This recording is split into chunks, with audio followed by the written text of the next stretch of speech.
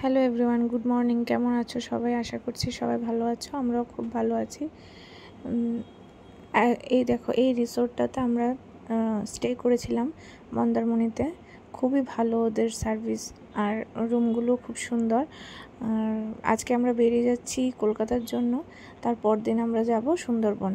তো আমরা তো কলকাতাতেই থাকি, তো এর জন্য একটু ঘরে গেলে একটু রেস্ট হবে ওই জন্য। আর যারা এসেছিলো আমাদের বন্ধুবান্ধবরা ত্রিপুরা থেকে, ওরা হোটেলে থাকবে আজকের দিনটা। তারপর দিন আমরা সবাই আবার একসঙ্গে সুন্দরবন যাচ্ছি।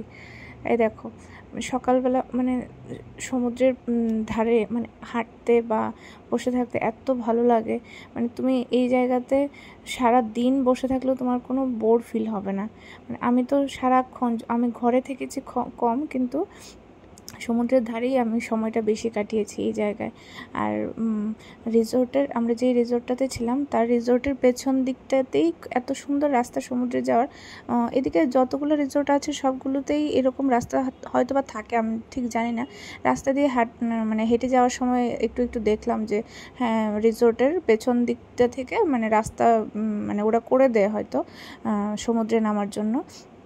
খুবই ভালো, মানে খুবই সুন্দর জায়গা। আমরা দীঘাতেও একদিন ছিলাম, কিন্তু দীঘার রুমগুলো থেকে তো সমুদ্রটা একটু দূরে, কিন্তু এই রিসোর্টটাতে যখন ছিলাম মানে একদম একদম ঘরের কাছে সমুদ্র। মানে এত ভালো লাগছিল, যেন মনে হচ্ছিল মানে আমাদের উঠোনেই সমুদ্রটা এরকম।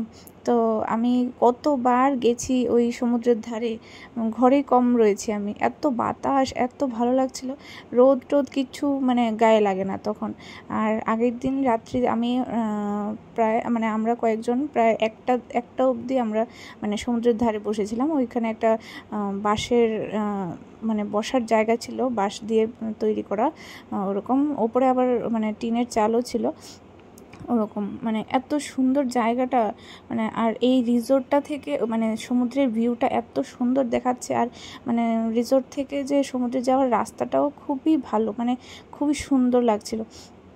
তো আমরা বেরিয়ে পড়লাম কলকাতার উদ্দেশ্যে। তো অনেকটাই টাইম লাগে, 4.5 ঘন্টা বা 5 ঘন্টা লেগে যায়।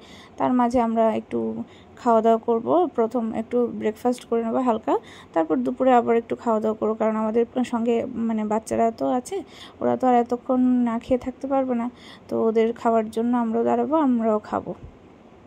তো আমরা ওখান থেকে যাওয়ার সময় বাসে করে গিয়েছিলাম, তো আসার সময় বলছিল কি প্রচণ্ড গরম, তো বাচ্চাদের নিয়ে যেতে অসুবিধা হবে।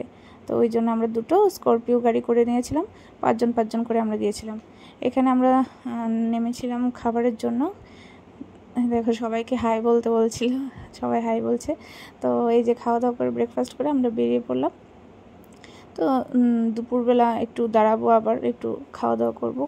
এখন একটু হালকা কিছু বাচ্চাদেরও খাওয়ালাম, আমরাও একটু খেয়ে নিলাম হালকা করে। আর এই যে মানে এই এরিয়াটা মানে এত সুন্দর, মানে অধিকাংশই জল। মানে তুমি যতটা রাস্তা আসবে শুধু জল দেখবে, হয় পুকুর, হয় নদী, নয় সমুদ্র, ওই রকম মানে শুধু জলের এরিয়া দেখবে। মানে এত সুন্দর এরিয়াটা। আর ওই দিনের মানে আমরা যেদিন কলকাতায় ফিরছিলাম ওই দিনের ওয়েদারটাও এত ভালো ছিল, মানে খুবই সুন্দর লাগছিল ভিউগুলো।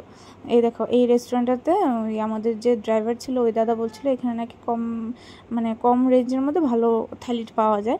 তো আমরা নিয়ে নিলাম সবার জন্য একটা থালি। এটা ছিল ফিশ থালি। হ্যাঁ, দেখো কতগুলো আইটেম দিয়েছিল। সত্যি মানে আমরা এত কম রেটের মধ্যে এত ভালো খাবার পাবো বুঝতে পারিনি। তো আমাদের সবার খাওয়া হয়ে গেছে। তো আজকের ব্লগটা এখানে শেষ করছি। Tata, bye bye.